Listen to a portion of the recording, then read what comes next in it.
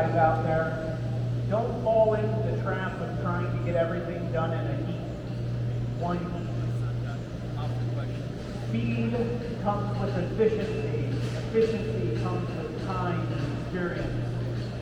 So, don't try to get everything done in one heat. It's a mistake. It leads to really crummy looking work, and you end up breaking stuff off, fracturing things. Work gets overstressed. You know what's having a good time then.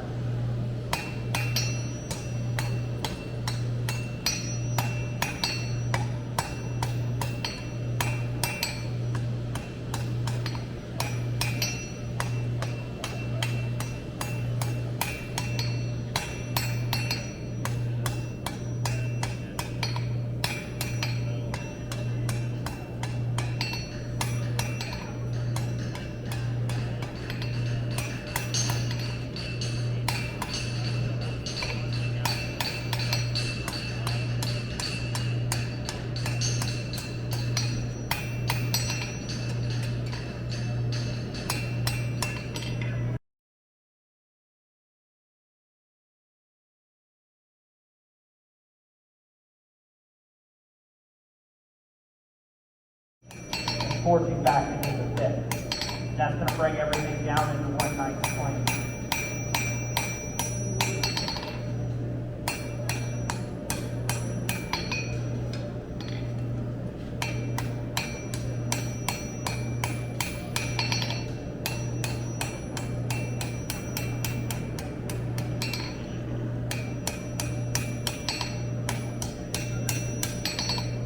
The cleaner you make this, the better your scroll is going to be. Comes out the other end.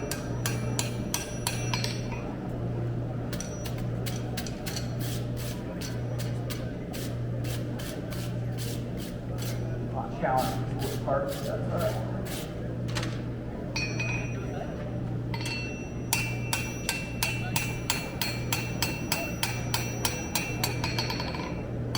So right now there's no forcing occurring.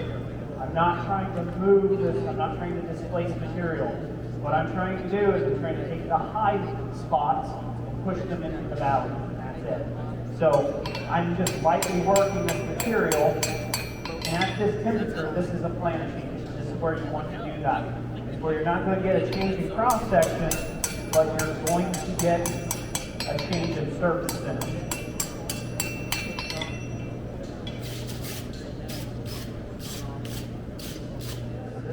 Same place twice if you can keep from it. Take a little bit more material.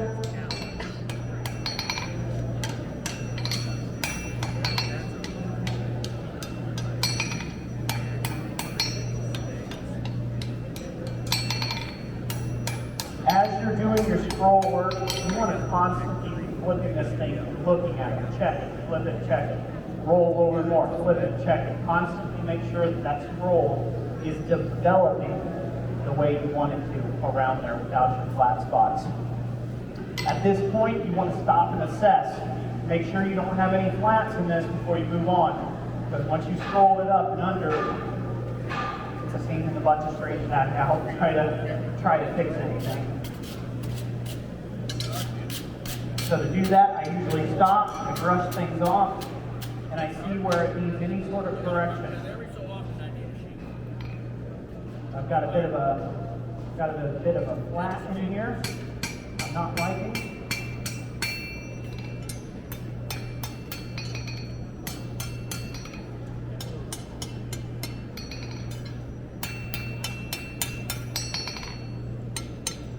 Again, I'm not forging anything right now at this point in time. So scrolls, I break my work down into a couple different things. Scrolls are a forming operation. The forging is done on it. Finial, we change the cross section, the thickness of the material, that's forging. Forming, now we are bending the material. We are manipulating the material in such a way where we're not really making any sort of dramatic changes to its cross section. And so therefore it's a forming operation.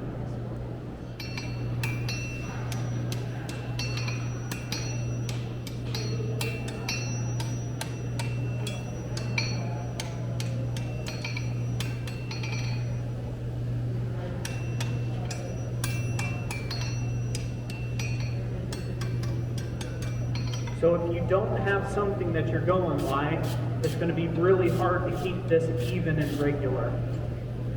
So if you don't have a drawing that's accurate, that you're trying to make this thing by,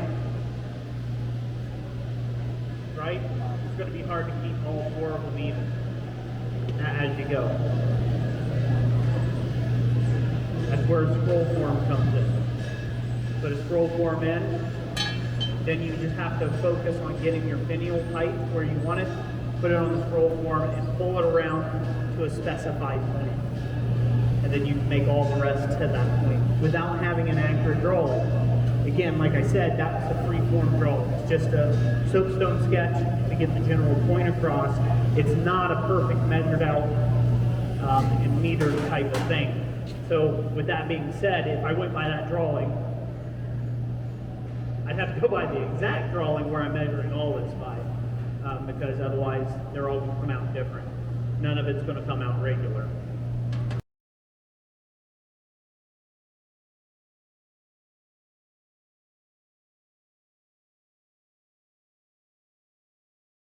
On forging thin material like this, now you want to move it constantly, one hit per side.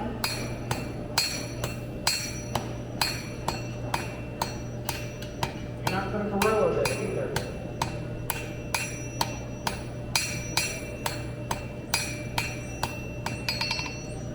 If you hammer this too hard and fast,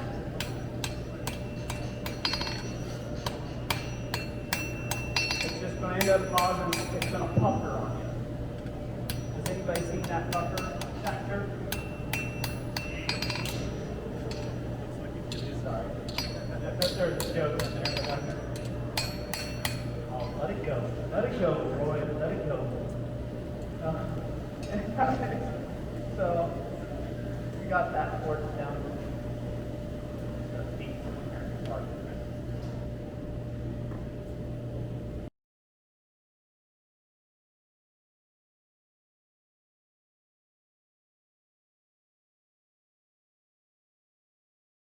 This thing and start doming it into the wood block. It's going to produce a lot of nasty smoke and whatnot, which is okay. It's okay for it to do that. We just want to kind of keep it even. If we work all over the block, it's just going to kind of char all over. But if you work in one spot, that wood will burn away in that spot and it'll just develop a little bit better every time you come out to it and go ahead and hammer away at it. It'll create a deeper and deeper depression, and your cupping action here will be a lot easier on you. If you hammer all over, it's going to, it's a junk wood, I don't know.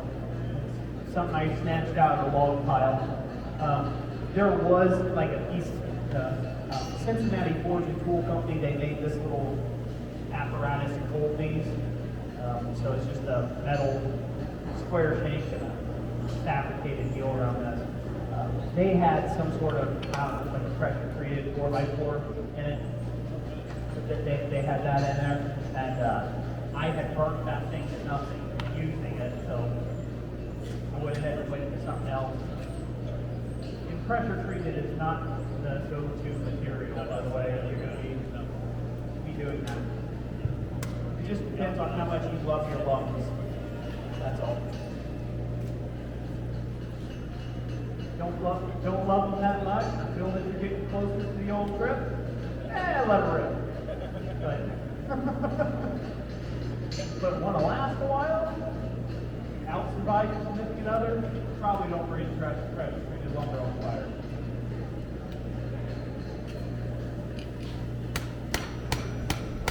Use the ball with the pin to give this thing, again, some dimension. I'm just working on the lobes.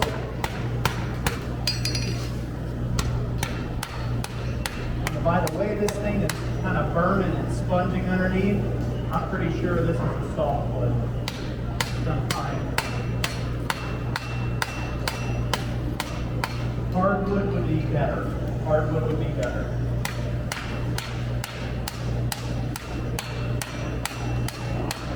I'll have to get some more.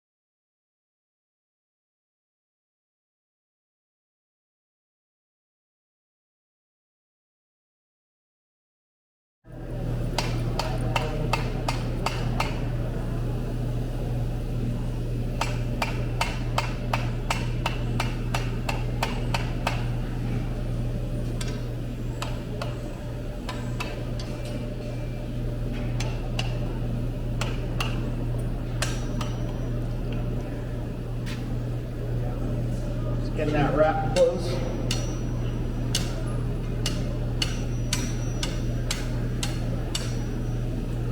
Yeah, see, that's going to be real snug when we get it on there. So now we're ready to find our place to cut that off.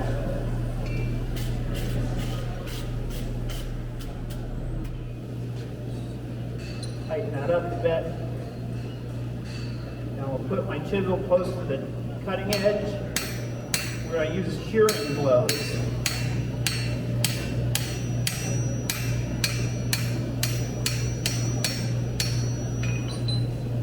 We're not cutting into the anvil, we're just using shearing blows to shear that off. Does that make sense? Get that hot again.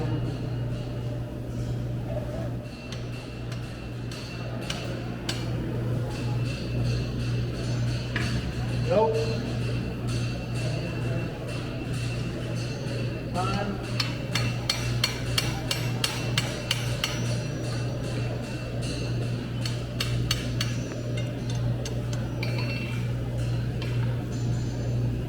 All right.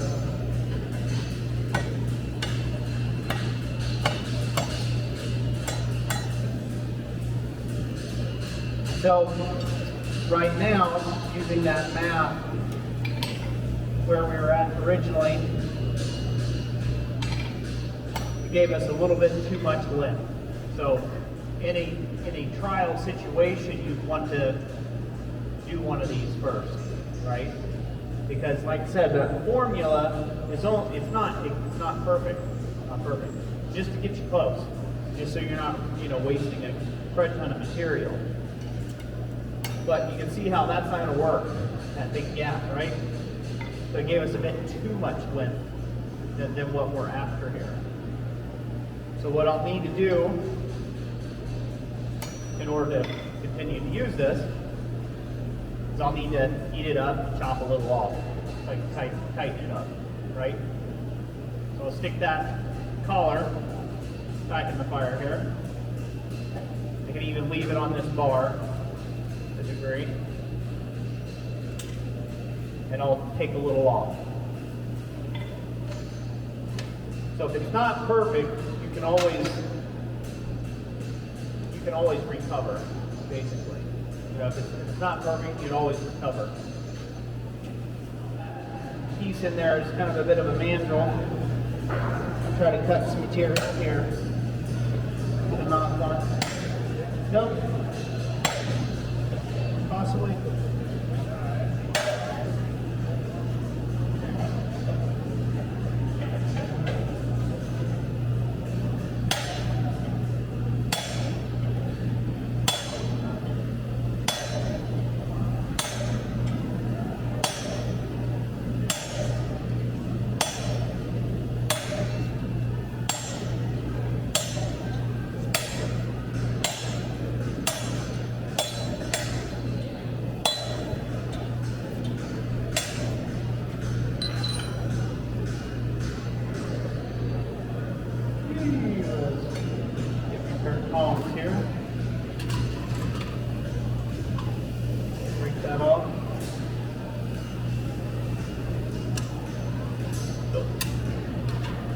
Take one more little bead on that, sever it through. Yep. Did you notice how it was kind of snug on it, and then when I hammered it, it kind of just like went all loose? It'll do the same thing when you're welding if you have too much material. If it dead ends into itself, it'll do the same thing. So generally speaking, that's bad. You don't want that.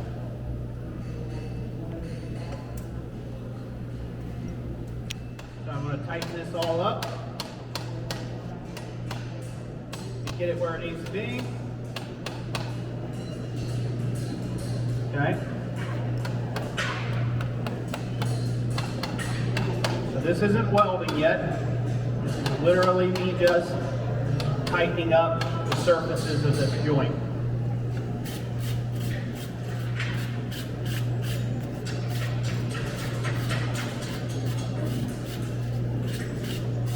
Now where this is at, I could end up, you could benefit for some flux right here.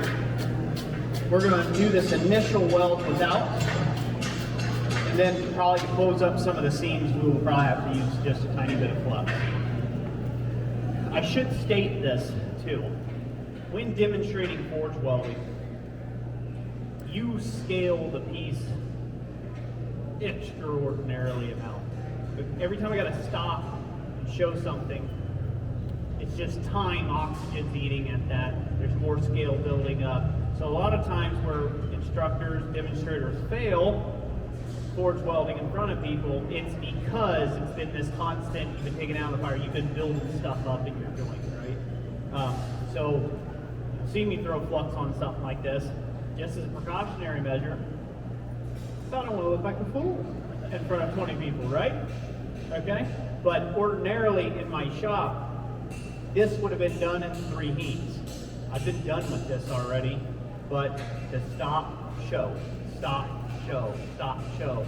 That adds air time with this thing spinning at heat with oxygen attacking at it. So there we go. We tighten that up quite a bit. As you can see, we've still got a bit of a pocket back here. But that'll close up with our first welding stroke, if you will. We tightened all that up.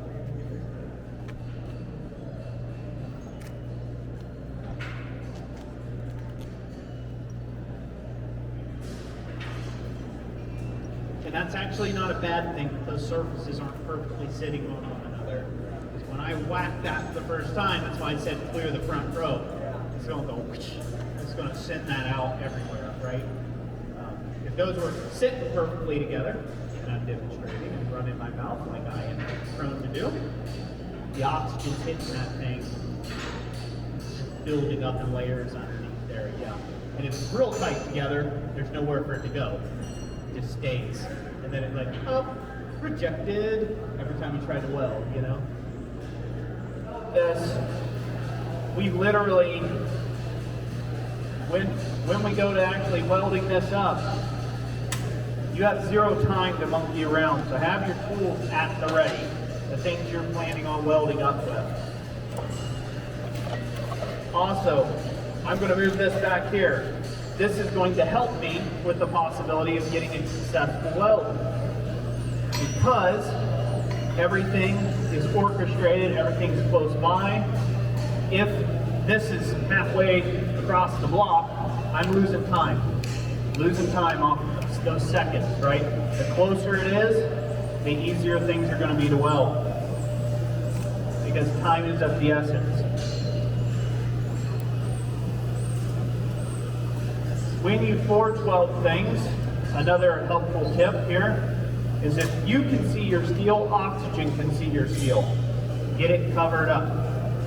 You know, I know it's fun to watch it in the fire and whatnot, but if you can see your steel, the part that's going to be welded, oxygen can see it, the atmosphere can see it, and that's that. It's just going to add extra oxygen to the environment.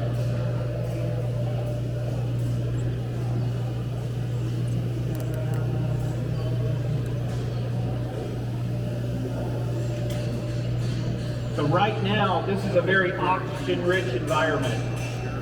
As I come up closer to my temp, I'm going to reduce the amount of air blast in this because I want to reduce the oxygen and go for more of a neutral environment.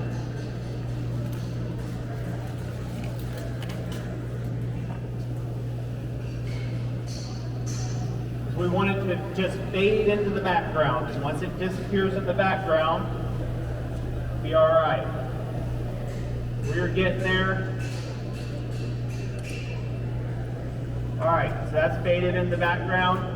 I'll turn off the oxygen.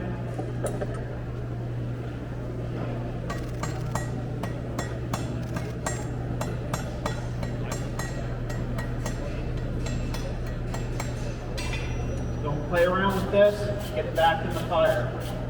I'm going to take it up one more heat.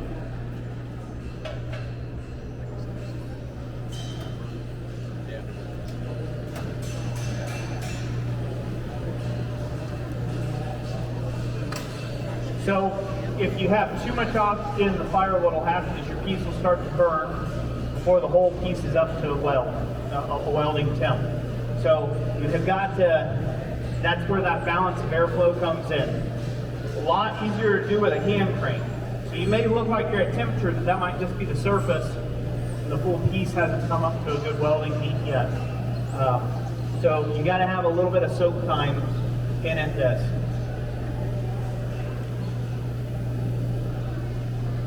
We had those air gaps in it, so it wasn't going to be completely a fully welded out deal. We had those air gaps in it, so we need to push those closed, and we've done that now fully, or almost fully. Now we'll take it up that extra bit. Too much air, you'll start to see it sparkle, right? You get too much air in it.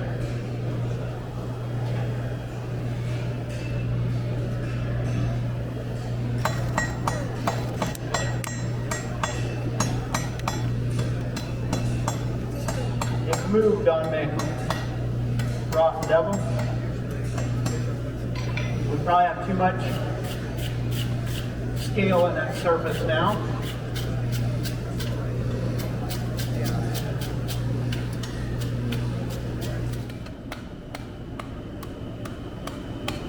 Add some cupping.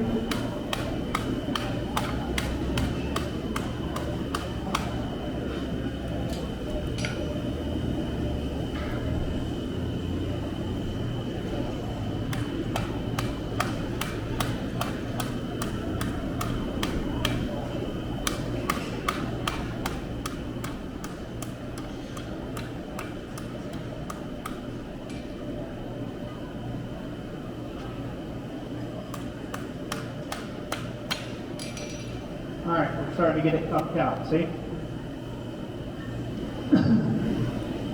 We're going to give that a lot more shape when we go to the ball stakes on this. See that okay? Also, while you're working on this, you may find that your veins flatten out a little, lose a little detail. You can always come back with this tool, since it's tall, and get in there.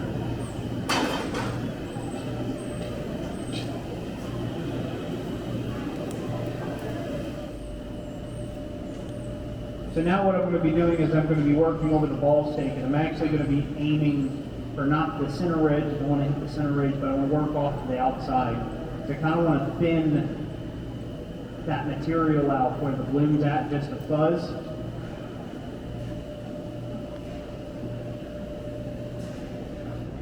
Hopefully that'll make sense here in a second.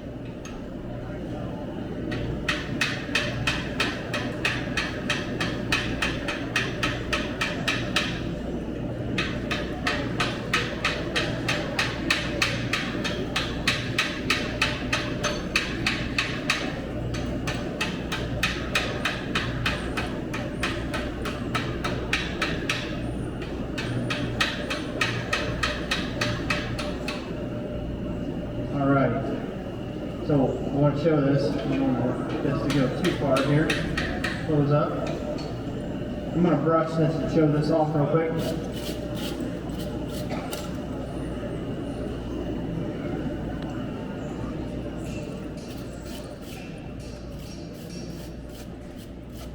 We'll show the difference between the two.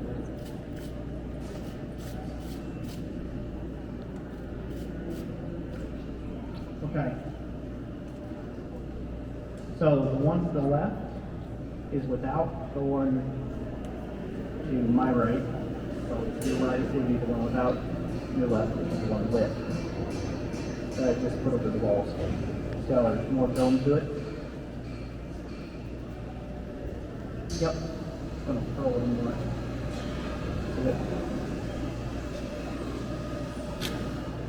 That's the one with the ball stake, that's the one without.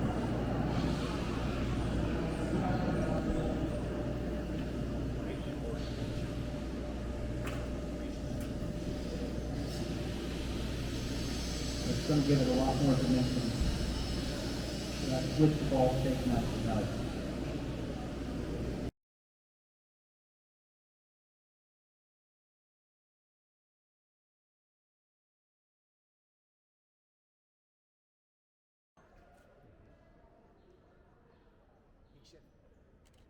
until my wife goes back and has an evaluation. I put my name on it.